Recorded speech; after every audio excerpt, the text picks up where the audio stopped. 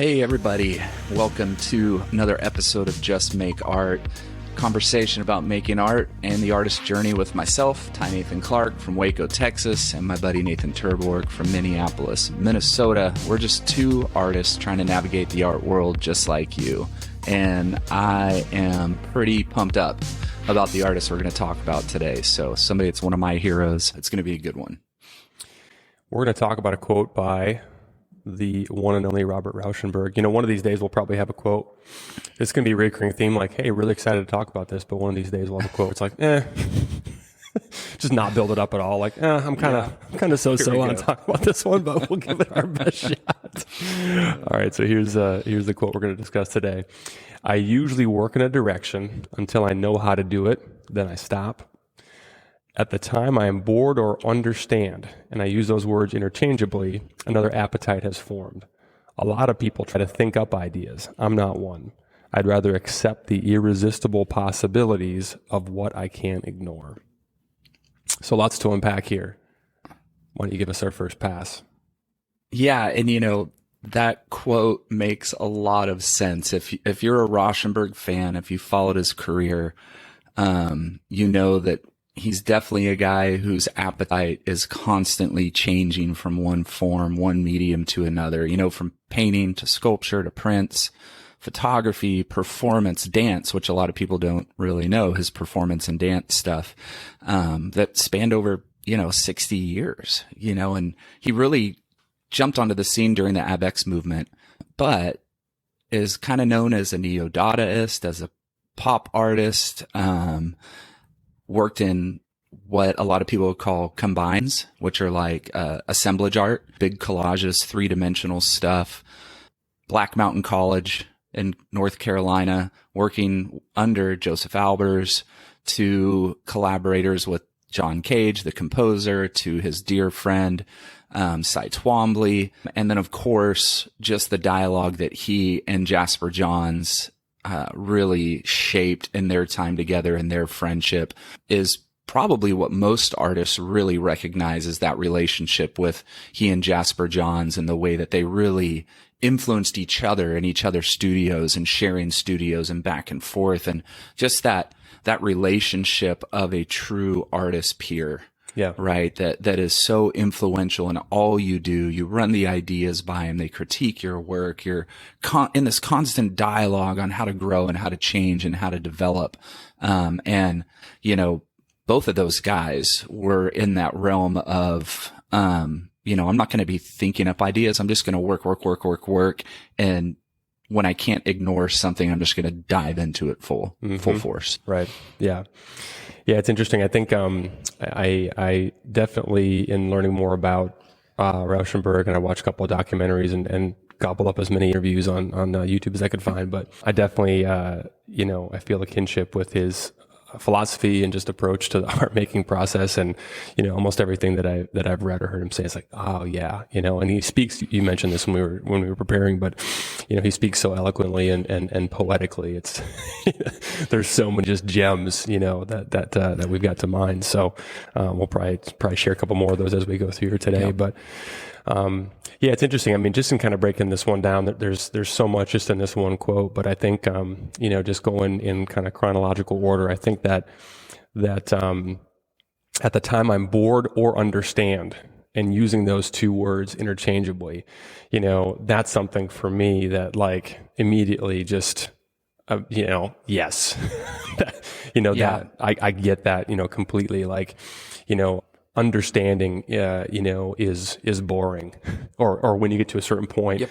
And as somebody who's, very, very easily bored and very easily distracted, it seems to me that, and like you said, the looking at his body of work over his career and all the different, mediums that he, expressed himself. I mean, that's, pretty evident, in his approach to work. But I think about like, and I'm curious to hear your thoughts on this too, but I personally don't have any interest in mastery, and it seems as though he really didn't either. If you think about that whole, Zen Buddhist concept of like having the beginner's mind, In fact, there's a quote that came to mind as I was thinking about our conversation today. I wanted to share And this is from, I'm gonna mispronounce it probably, but Shunryu Suzuki. In the beginner's mind, there are many possibilities. In the expert's mind, there are few.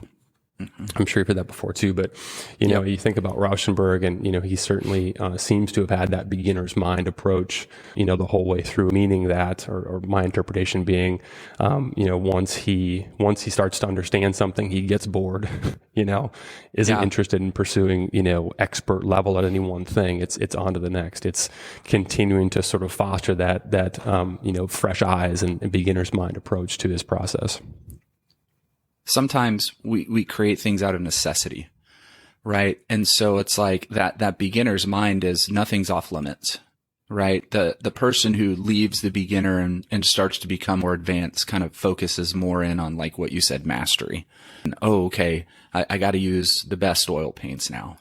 And so I don't invent things because I don't have necessity, right? I don't have this forced, thing upon me that I have to use coffee this week because I cannot afford to go out and buy brown or burnt sienna to use in my painting. Right. So it's like, and I was watching another interview with Rauschenberg, late last night, and he talked about, the question was, why did you use so many random things in your work? And he said, well, economy.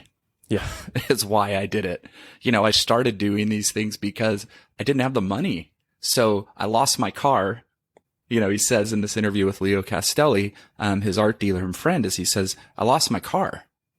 And so I had a blanket that was over my car that kept the radiator warm in the winter when it was cold. Right. And so I used that blanket to paint on, and I think Leo said, that's mine. I have that, and he said, oh yeah, you do have that. That is yours, know? And so, but it's like necessities. Like I used a towel to paint on and create on. Have you ever tried to use a towel? It's hard. But it also takes mattress, away the boredom. From that same conversation. The mattress. Yeah, exactly. What was the concept? It's what I had around, right? Necessity what I had being around. The mother of invention. Yeah. Yep. Economy is why I started. And I think those conversations give you permission to use whatever the heck you want when you're working, right? Yeah. And I do that. Like I run out of certain things and I go, okay, how in the world can I convey this message? Okay, let's use cardboard. What do I have in the studio around me that I could bring into this piece and make sense of it? And that helps me not get too bored as well, right? Totally. Because I've gone back and looked at old series of work and gone, man, I really like the direction I was going there. Why am I not doing that anymore? And I go, oh, well, because it was done. Right. I got bored. Right. So that same part where he says, I work in a direction until I know how to do it. Yeah. Then I stop. Yeah. If you keep working in the direction you know how to do, you're never going to grow and your work's just going to be boring. Well, there's so much excitement that comes from, I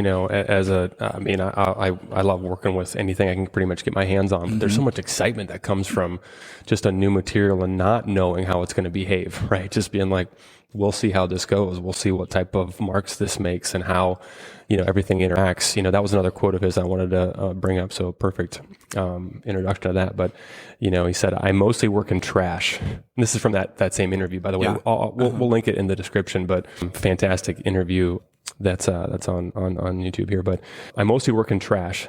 And I love this. The idea of a beautiful piece of silk or beautiful color consumed with its own vanity didn't interest me. Isn't that great? Like, the idea that this material, a beautiful piece of silk or a beautiful color, consumed with its own vanity. In other words, the way I read that is like, something that's already inherently beautiful, just not interesting. So just that whole idea of working with, so many different materials and trash is really interesting to me.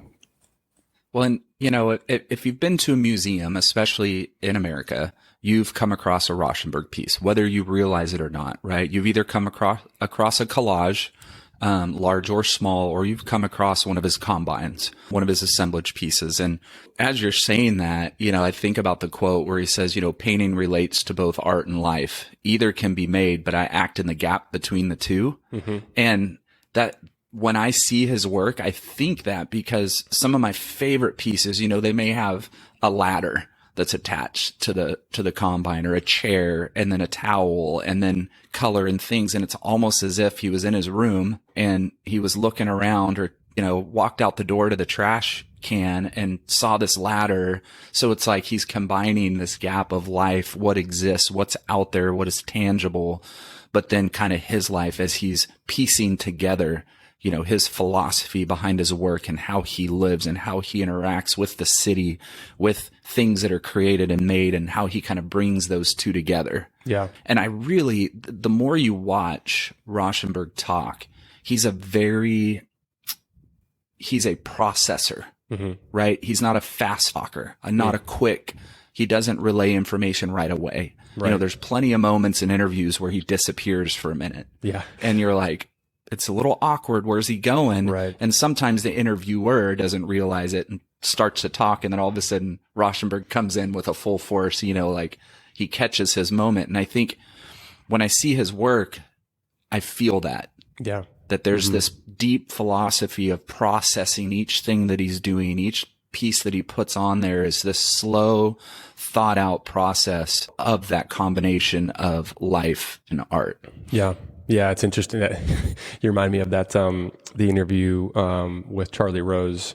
That's actually quite, I don't know if you watch that one, but it's pretty awkward. I haven't seen that one yet. And Charlie Rose, a masterful interviewer who's interviewed, thousands of people from all walks of life and backgrounds, but he never quite got the pacing down.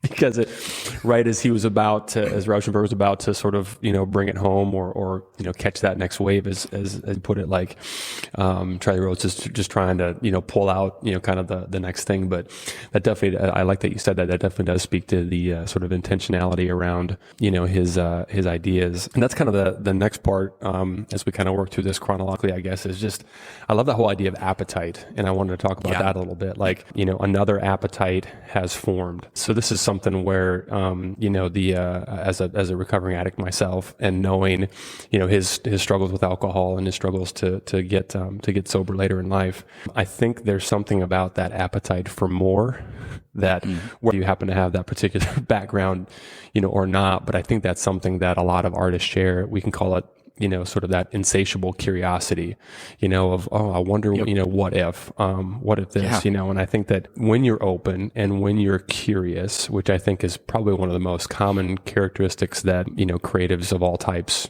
probably have, is just that curiosity. But I think when you're open to that extent, the way he certainly was, the appetite, forms on its own, right? It's not something that he has to conjure up.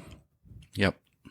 Well, and he says, you make art, you are art, you live art, you do art, you are doing what no one can stop you doing. Art is your life. If you are an artist and you make art and you're making a lot of it, that appetite continues to grow and grow and grow the more that you make it, because the more you make it, the more you go look at it. Right. The more you go look at it, the more you start to read about it. And then you just become that art nerd, that self-proclaimed art historian. We're all elitist as artists, whether we like to admit it or not. I'll admit it all the time. I'm an elitist as an artist. I like what I like. I don't like what I don't like. And I study like crazy and I work like crazy. Yeah. But for me, that appetite is, I know why Rauschenberg had such a wide range of mediums, because when you're creating, you start thinking, well, what could it be in this element? How can I take it to this element? How can I take, this to this element? I don't know if I believe that he's not the person who tries to think up ideas. That he says a lot of people try to think up ideas and I'm not one. Man, if you're an artist, you're ideating like crazy. That new modern word that isn't really in the dictionary, ideation. Right. It's become a word. Yeah. You're ideating all the time. It's one of my strength finders, by the way. So thanks for bringing that up. Appreciate it. Absolutely. And so it's like, for me, now that I'm trying to go more three-dimensional, I started out in sculpture and ceramics. I moved into painting and have just been painting for a long time, but then have been doing sculpture here and there. Not a lot, but small bodies of sculptures and things. But the more I paint, the more I'm thinking, how do I get my work more into the room than just flat on the wall? Yeah. Right. So thinking through, how can I do that with canvas? Can I fold it? Can I crumple it? Right. Can I bring it off the painting more? Okay. Now how do I get it into the floor? How do I have, these things I'm working on, these ideas I have and these stories I'm telling, how do I get them into more space? Right. So I can totally see Rauschenberg, right, wanting to move into performance and dance. wanting to move into, sculpture and all these ideas and all these things that he has in his artist makeup. Yeah. How can I now bring them even more into the audience's senses than just flat on a wall? Does that make sense? Totally does. Yeah. And thinking about too, how, a career of his length and magnitude, he tried a lot of different things. A lot of them worked, a lot of them maybe didn't, right? Like his photography that he did later in his career was something he clearly had a passion for and loved, with all the travels that he did around the sort of humanitarian efforts that he was engaged in. But everything leads to the next thing, right? And I think that's what's interesting is that, maybe all of the, let's just use that as an example. Those stills may not have been elite. He never set out to be great at that, but that then led to the next thing, or was informed by everything, sort of that came before it. I'm going to disagree with you on something. I actually believe him when he says that he doesn't try to think up ideas. Like, I believe that somebody like that, the ideas just sort of come, you know what I mean? Like, sure. Their ideas are present, right? So we're kind of splitting hairs a little bit, but I think that there's a difference between, when I read that sentence, a lot of people try to think of ideas. I'm not one. I think of him sort of referring to somebody who's like, all right, pen and a pad. Let me try to figure this out and sort of engineer. Sure. Right. The next. Yeah. Exactly. Yeah. As opposed to just being open. And something else he talks about is how he doesn't really know what he's going to do, before, but he's disciplined to continue to work, right? A reoccurring theme of a lot of the quotes and things that we discuss here. But anyway, I believe him. I believe him when he says that they just sort of come as opposed to having to generate them, Well, and maybe that's the wording too. A lot of people try to think up ideas. Maybe it's a lot of people try to conjure and invent ideas. Yep. Right. Because I know my ideas are listed in, the 50 journals that I'm constantly, writing down every idea I have so I don't forget stuff. Because I forget stuff, right? Like stories, books, finished my first novel this year, Right. So it's like, I've got all these things I want to do. And I think too, like, I want to encourage all the artists out there listening, like, don't let your ideas hold you back, right? Because I know there are plenty of painters who want to sculpt, plenty of sculptors who want to paint, plenty of artists who are like, I've got an idea for a film short, right? I've got an idea. I'd love to write. It's like, no, don't not do that. Like, find ways to create as much as you can create, right, in your time that you have here on this earth, and life is short. Like, we know that, that very well, just from stories in your life. Life is short. And that's, it's one of the reasons why you decided I got to make this jump and be a full-time artist and make art in the time that I have. Don't let those things hold you back, right? Yeah. Like, I love, he says, I'd rather accept the irresistible possibilities of what I can't ignore. Yeah. If those ideas are just crushing your head and you cannot ignore them, figure out a way to make it. Figure out a way to do it. And today we have tools to do just about anything. Yeah. You want to make music, you want to make soundscapes, you want to make a short, like, you could use your phone to do all those things, right? It's so much easier today than in 1950. Yeah. Right. Where it's a little more difficult to have this broad range of things that you're creating. I say find a way to go for it. There's never been a better time to be a generalist as opposed to a specialist, Yeah.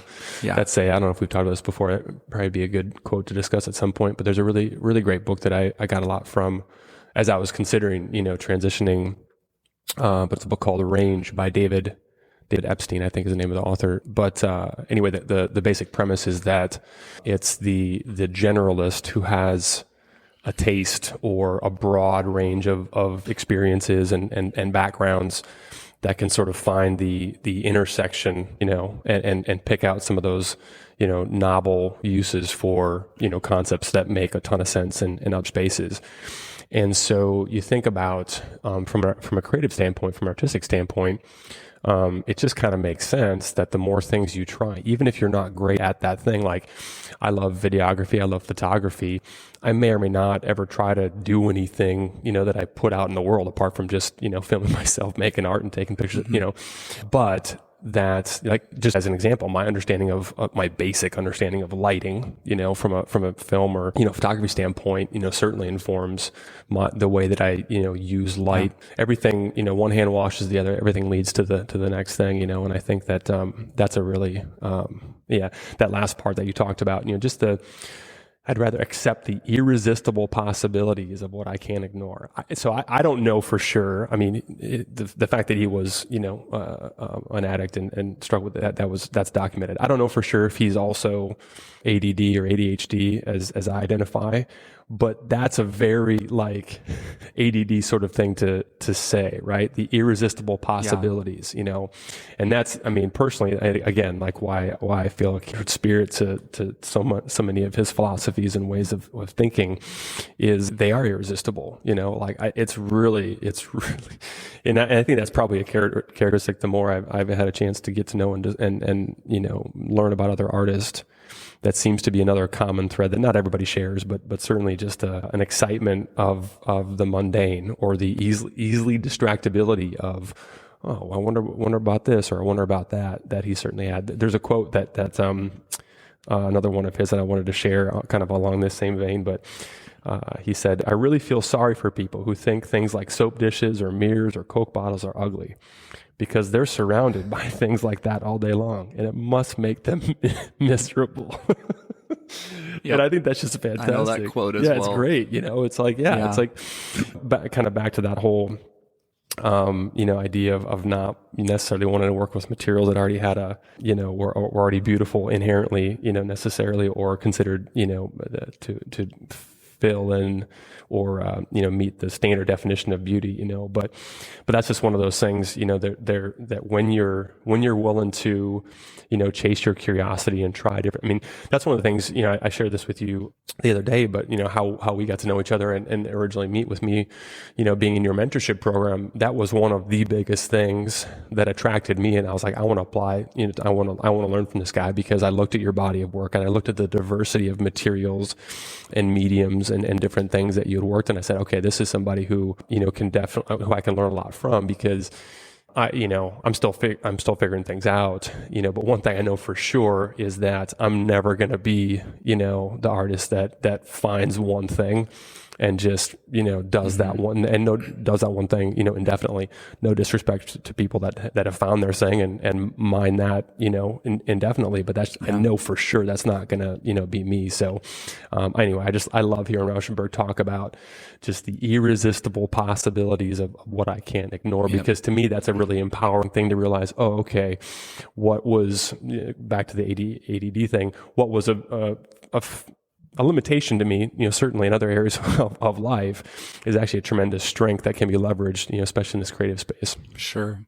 Going back to you just talking about, my bodies of work and things, and just from a studio perspective, I really identify with what Robert Rauschenberg says in that first part of working in the direction until I know how to do it, and then I stop. Yeah. When I first heard him say that, it hit home for me, because I don't know how I got to that point. Maybe because I just spent so much time when I really went full time in the studio to studying and listening and watching and learning from, as I call them, my dead peers from the past. And, I really made that a part of my practice. It just became part of it. I wouldn't say I made it. It became part of it. I will jump in on a direction and I will go full force and make 20, 30 paintings, in that direction, each one hopefully growing after the next. And, a lot of them failures, some of them successes, very few great, very few, hopefully some I'm good sorry, work that was a wrong place for me to but agree with something.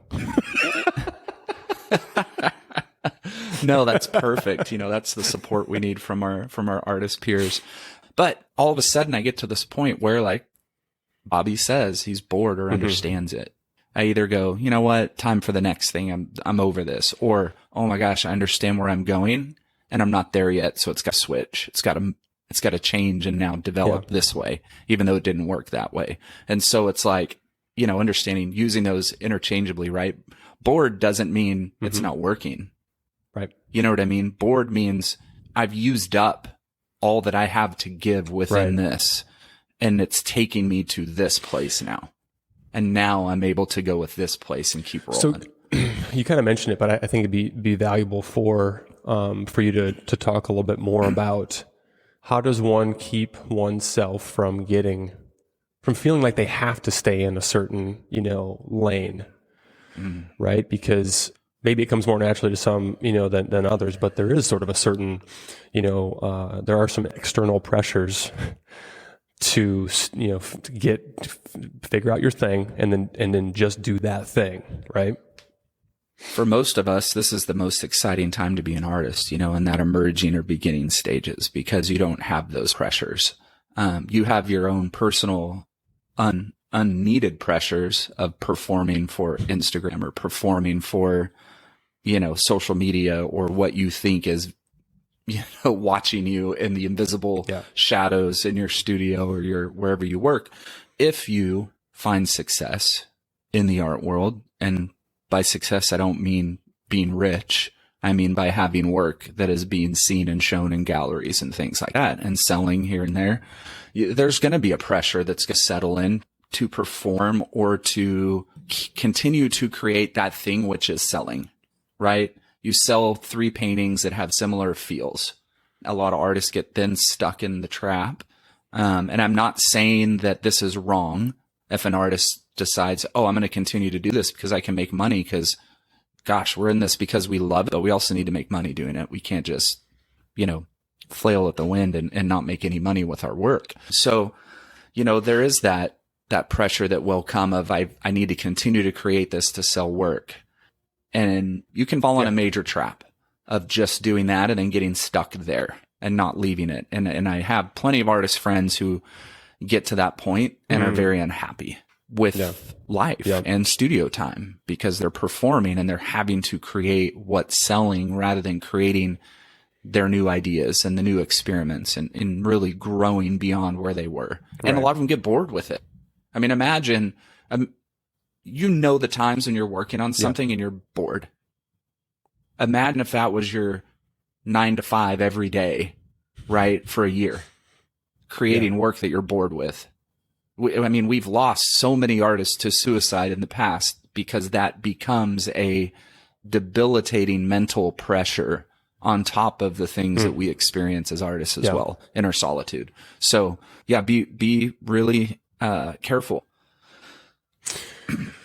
It's interesting too. I think, one of the things that I think is so inspiring about just the opportunity to be an artist is the lifespan of, apart from, obviously lifestyle choices and, play into that, but you see so many artists that continue working, most, right, until they die. And that's not the kind of thing, if you think about a more, 9 to 5 or traditional, career or job path, we're sprinting for that finish line. Like, man, as soon as 66 and a half or whatever the number, as soon as I can get that pension, that retirement, as soon as I don't have to do this crap that I don't love doing on a daily basis, I'm done. Art should never be that, should never be that way. And of course, there's going to be mundane aspects of the day to day. Like, I freaking hate, cleaning up and organizing and all of the stuff around, emails and whatever, all the stuff that goes along with just, being a professional at whatever you're trying to do. But the work itself, should, for the most part, really energize you, and I think it's evident in Rauschenberg's work that, he was excited to keep creating, as long as he lived. When it's funny to me to always think back to going, yeah, but he had Jasper Johns and Cy Twombly in his studio every day. Right. And so, but you're like, but wait, not many people knew who they were at that point. Yep. Maybe they, were in Betty Parsons' gallery and getting, some big shows and things, but the way they're remembered today is nowhere near how people viewed them then. Right. And so you think about, yourself as a young artist, and, we'll always say we're not talking age. We're not talking young as 20, like we're talking work, young artist, immature, mature. They were young artists then, right? They were immature in their work. They're feeding off of each other. And here you have Jasper Johns, Cy Twombly, and Robert Rauschenberg, who are in each other's studios, traveling the world together, discussing things. I mean, some of my favorite photographs of Cy Twombly, the black and white piece, photographs were pictures that Rauschenberg took in Rome. So it's like, that's like, they're in the same place that we're in. Right? Today, when you're visiting your buddy's studio or your girlfriend's studio or your friend's studio and you're hanging out together and doing these things, like, man, that's what they were doing then. But yet, because we know them now in our history, we look back and go, what? Are you kidding me? But they had no idea they were going to be where they are today. They had no idea, but they stayed with it, kept working, kept experimenting. I mean, I've been in rare form this week in the studio. Like, I mean, I've been dancing and just like so full of joy creating, and I've had a couple monumental failures in experiments in the last week. Like monumental, trying to work with ash and acrylics and make texture, and it didn't bond well and it all cracked. It was great when it was wet and it looked fantastic, but it all cracked, and so they're done, right? I may hold on to them. I may toss them. I don't know, but I've still just been in this state of joy and just, Lou Reed cranked up to 11 and dancing in the studio and just having a blast, ton of Bowie records on and just like enjoying life. But then there are the moments that there's the weeks where it's just like, I feel like I weigh, have 600 pounds of lead on my shoulders when I walk in the studio and I'm dragging my feet and not knowing what to do. And so it's funny you mentioned Bowie. Just last night I rewatched The Life Aquatic with Steve Zissou. Oh yeah, the Wes Anderson. Yep. And I've been on a Wes Anderson kick because have you seen The French Dispatch yet? No, not yet. The new one, it's definitely, I mean, there are a lot of art references. Yeah. In one section in particular, that's just fantastic. But the Sayal Jorge Bowie covers and the Aquatic, so good. Yeah, it's just fantastic. So good. So that's good. what made me think of that. Yep. But you talk about your time in the studio, and this reminds me of something. I had a chance to obviously be with you for a couple of days and visit your studio a couple months ago, having seen a lot of your work, of course, on a screen and online, but having a chance to really get my nose in it and see it. And you got some work there from different periods, which was really cool. Some from quite some time ago. Yeah, I wanted to ask you about this because you've been at this a lot longer than I have. Something you said earlier, and feel free to correct me because I'm going to miss, whatever quote you, but you said something to the effect of, once I take something to a certain point and then I decide to, move on from that. But you don't forget, right? Like I'm going to make a statement and then I'm going to put it to you as a question. But like, I'm guessing, tell me, true or false, but I'm guessing you don't forget the things that you've tried, the things that you've worked, because not only do you have your journals, but you've got all the work to look at and say, oh yeah, that's what I did, with that. And you can always sort of pick up wherever you may have left off, even if it was multiple years or series, beforehand, right? Like there's always going to be that through line. In other words, you've already acquired that. It's in your arsenal, so to speak. Is that true? Yep. Yeah, absolutely. I mean, and I spend a lot of time really listening and talking to the work too, and really taking mental inventory of things while I'm working on it, before, after, during, and there are times like I just moved a lot of my work that I have in my studio storage. I moved it from the front half to the back half this last week. So going back while I'm moving each piece, and thinking through when I made it, why I made it. Yeah. Why does that not hold anything today compared to then? Why am I not, and there were certain pieces I go, ugh, can't believe I did that, but I'm glad I did. And there are other pieces I go, oh, huh, interesting. Okay. You know what I mean? And have that inventory come up in the story and, why I was doing it. But the work that you make in the past isn't for naught. Right. It's all important. It doesn't matter how shitty it is or how really strong it may be. It all has a place and it all has a purpose. Yeah. Not only is that your personal history, that's your timeline, right? Art intersects with life, period. There's no way anybody can say it doesn't. It does. So it's also your life story that you're looking at in the past too. And I'm constantly going back and looking at old work, and I think it's a measure for me. It's just a measuring too of, wow, I really have grown. Yeah. I really have grown from 2014 or 2016, 2017. And I go, man, I made a lot of work. I think that's one thing I always look back on, and I'm always think I didn't make that much work this year. Man, have I even been doing anything? And then all of a sudden I look at my inventory list and I go, whoa, Yeah. I made a lot more work than I thought I did, which I think is a good thing because it means that mentally I'm so focused on what I'm doing. I'm not really realizing the output because I'm just constantly accepting those irresistible possibilities of things I can't ignore. And I'm just rolling with work. Way to bring it full circle. Well done. That's one thing too that you definitely helped me with was, I think, and I'm sure we'll talk about some Austin Kleon quotes at some point, but just the idea of sharing your work, but whether or not you choose to share it. I've become a big proponent for capturing video. Again, whether or not you're going to post it or share it, but man, that's like game film. I posted about this recently, but I was really thinking about like, all right, I was re-editing a video that I had done, and in preparation for a series that I'm starting, where I had experimented with a lot of new material, like taking the burnt pallets and dipping them in resin and trying to figure out how it's all gonna work out. And I'm not somebody who's like, my process is far from scientific while I'm doing it. I'm not freaking taking notes and measurements, you know what I mean? Yeah. But when you've got that game film, right? Like, athletes, they watch a lot of game film. They watch back what worked, what didn't. Okay, let's do more of what worked. Hey, let's not do what didn't work. And what does it look like? What does it feel like? In both camps. But having that available in addition to, of course, the work and the journals, but being able to watch back and say, oh, okay, cool. Because that for me, like as I'm chasing down those irresistible possibilities that in many cases just sort of like, occur in the moment that I didn't have planned out, or anticipated, that's really valuable because I think that then lends itself to being able to carry that forward into, future work if you do indeed want to try and, replicate something that actually, did indeed work. Well, we have plenty of tools we can use today to be our own encyclopedias, right? As Austin Kleon says, be a documentarian of what you do. Gather, store, and then run it through a checklist of, is this worth sharing? Is it not worth sharing?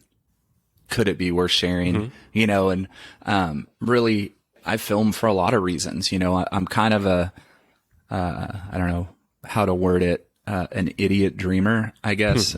In a way, it's like, well, if I make it someday and somebody wants to make a documentary of my life story and art, they're going to have a ton of video to choose from. So like, I'm a big dreamer though on a level that I feel like, I don't know. I was born a dreamer. I'm always dreaming things, but deep inside, I want to be really great at what I do, whether I'm recognized or not, right? It's like, I could be. We all could have that chance to be recognized someday for what we create. A lot of us will not. Very few of us will. Man, I sure want to be that will. And so that just drives me, right? It drives me to create and to keep pushing and to keep going, whether I'm recognized or not, for myself, right? For my own sanity, for my own confidence, I'm going to drive myself to the ground working as hard as I can to try and be hopefully that someday. I don't know where, listen, we don't know where we're going to fall. We don't make the decisions of the art world. Yeah, right. We're so far removed from the decision makers that it's insane. But I do believe that if you work your ass off and you continually put time and effort into growing and experimenting and trying to find something in there and you put it out to the world in as many opportunities and ways that you can today, there's a chance. You're giving yourself a lot more chance to be recognized or be found if you're not putting it out there to the world. Yeah. It's in that conversation of the video, the interview we watched with Leo Castelli, the interviewer asked, how did you get into the Betty Parsons gallery? Yeah. Right. And he says, well, I walked in there with all my heart and I said, hey, Betty. And she said, I only look at work on Tuesdays or something like that. Yes. And he goes, well, I'm here. And she looked at his work and went, would you be willing to pretend it's a Tuesday? Right. So it's like bold. That doesn't work today. Don't do that. Please don't do that. Artists, if you're listening, that don't do that. But the boldness, right? Yeah. Like that boldness of I'm going to take my art to the people that notice art. Right. right? We have a lot of different ways we can do that today intelligently, not like the dumb artist. Sorry if I've just tabbed any of you listening. Don't go into the gallery. Don't go find the gallery owner and tell them you're an artist and ask if you can bring your art in from your car. Yeah. Unless they invite you to do that. Right. And maybe we'll have an entire episode just discussing those things, down the road with some good quotes about how to actually do that well. I like that though, as we kind of wrap up and bring things into the more, sort of tangible takeaway, category. Just that, I'm just thinking about what we're doing right now. Just like, we have no idea if anyone's going to be interested in, as of recording, we have not posted a single episode. Yeah. We have no idea if anyone's going to be interested in this, or if we're going to be able to, if this is going to go anywhere, but it's worth trying. We both enjoy having conversations about art and are willing to put it out there and just kind of see what happens. Right. So, I think that irresistible possibility, if I were, I'll turn it over to you in a moment for last thoughts here, but I think if I had one, it would be just encouraging, anybody who's got a desire to do anything creative, like, keep chasing down those irresistible possibilities of what you can't ignore, and don't be afraid, to try things that may not ever work, because as we've discussed this entire episode, you just never know, what's going to hit, what's going to light that fire or ignite the next thing that could be the thing, right? Even if the thing you're doing at that moment, may not end up being quote unquote it's all positive momentum, in the direction that you're trying to go. Well, and to piggyback on that, make your own opportunities. You can make your own opportunities before opportunities are created for you. Yeah. Do a house show. I did a house show here locally last year with a group of friends of mine. Two incredible female artists put on a house show of friends of ours. And they had work, emptied out the house, had work in the house, had work in the garage, set up a great area for people to hang out in the middle and between. It was just such I will do a house show any day of the week. There's nothing more enjoyable than just hanging out with people and talking about art in a non-pressure filled environment, where it's literally just focused on the art, nothing else. Yeah. It's not focused on work selling, not focusing on, is the press going to write a good story? It's like just fun, drinking wine, sitting outside, talking about your work, talking about the other artist's work, meeting people you don't know from time. Create your own opportunities. You can, I say this all the time to everybody, like, show work. Doesn't matter where it is. Cafe, restaurant, gallery. One of my former mentees, had her first solo show, in Germany, and she approached a restaurant. Hey, can I do a show? Mm-hmm. They said yes. And she had a solo show. Yeah. Doesn't matter if it's at a restaurant. Doesn't matter where it is. It's a show. A show is a show is a show. Fill that resume out. Create your own opportunities. Do something fun. Go set up work at a park and invite all your friends and do an outdoor show at a park. Yeah. Create your opportunities. You can do it. Yeah.